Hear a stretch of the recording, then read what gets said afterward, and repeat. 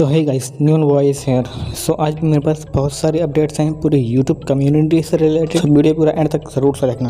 Before going to the first news, please subscribe to my channel as we are very near to 10K subscribers. So first of all we are talking about Bhuvan Bam and Ashish Chanchlani.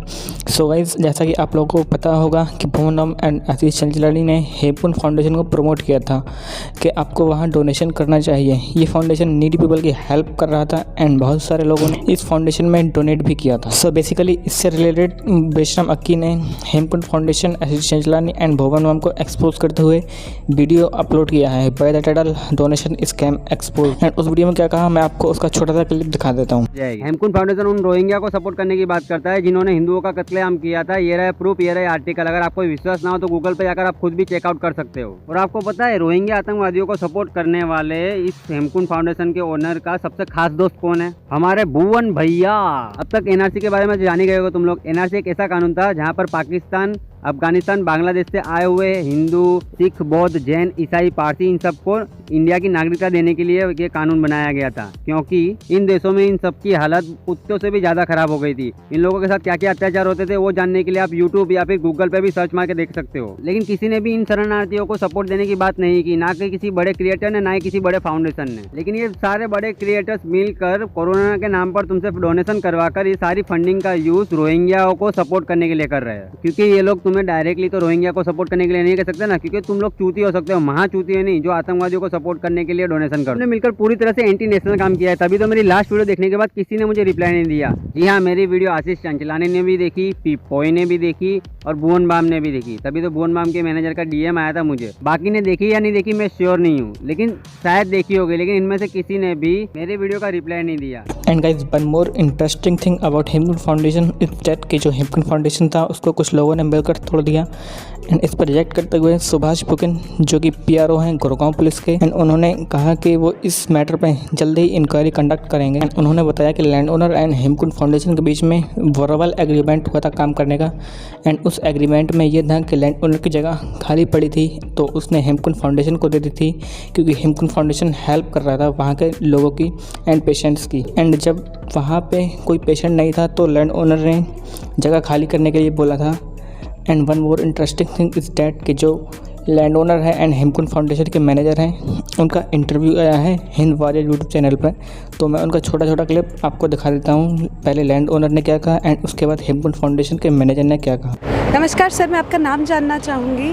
जगत Yadav. Sir, कल एकदम से क्या हुआ? क्योंकि यहाँ पे आप पे आरोप लगाए जा रहे हैं कि एकदम से आके यहाँ पे बैनर्स फाड़ने स्टार्ट कर दिए, तो ऐसा क्या हुआ था सर? बैनर तो इसमें है ही नहीं। ये दरअसल क्या है कि हमने इनको 29 मई को बोल दिया था कि भाई आप लोग जब यहाँ पेशेंट नहीं आ रहे तो मैं वेयर हाउस के लिए जगह नहीं दे सकता, क्योंकि जब तक पेशेंट थे तो मैं भी सहमत था, ठीक है जी, अच्छी सेवा हो रही है। और सेवा भाव से हमने ज़मीन दी थी और ये टेंट लगाया था इनके लिए, ना कि हमने यहाँ पे इनको कहा कि आप गलत सलत काम करो। इन्होंने क्या किया, 12-15 दिन से अब यहाँ कोई पेशेंट नहीं आ रहा, बिल्कुल बेड खाली पड़े हैं, धूल जमी हुई है। इन्होंने यहाँ पे ला के रोज़ कम से कम भी 10-20 ट्रक माल आता है खाद्य जो सामग्री का, उसको हम सपोर्ट कर रहे हैं। तो मुझे लगता है कि ये राशन जो आया ये भी शायद वहीं के लिए जा रहा है। तो हमने कहा कि वेयर हाउस के लिए मैं जगह नहीं दे सकता। ये आपको ये लगता है कि ये जो राशन आया है वो किसान आंदोलन के लिए आया है? जब ये सबसे बड़ा फाउंडेशन है और इन्हीं के, ये कह रहे हैं हमारे दम पे चला है फाउंडेशन, सबसे बड़ा जो है फाउंडेशन है और किसान आंदोलन हम नहीं चलाए, सब सपोर्ट हमने किए। तो मुझे तो वहीं से संदेह हो गए कि ये जो राशन है ये सेवा कर रहे थे जब तक ठीक है, लेकिन ये राशन जो यहाँ से आ रहा है जा रहा है वो मुझे फिर गलत लगा। सर, मैडम, नाम जोड़ने के लिए, कोई बहाना बनाने के लिए उनको कोई तो चीज़ चाहिए थी, अदरवाइज़ तो यहाँ से एक भी राशन के कोई सामान किसान आंदोलन की तरफ गया नहीं है। आप खुद समझते हो किसान आंदोलन को, किसानों को राशन चाहिए क्या? बिल्कुल किसानों को राशन नहीं चाहिए।